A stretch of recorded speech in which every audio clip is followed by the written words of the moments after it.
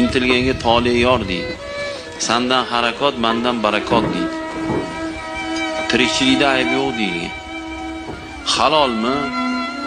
Bo'ldi, uni ayb deb bo'lmaydi. Bo'ldi, shunga yetyapti bilimimiz, kuchimiz, libbo ish qilamiz halol bo'lgandan keyin. U tozaxonada haromxo'rlarga o'sha qimor o'ynab boy bo'lgandan ko'chada makulatura yig'ishtirib yurganimiz afzal. Musulmon shunday fikrda bo'ladi.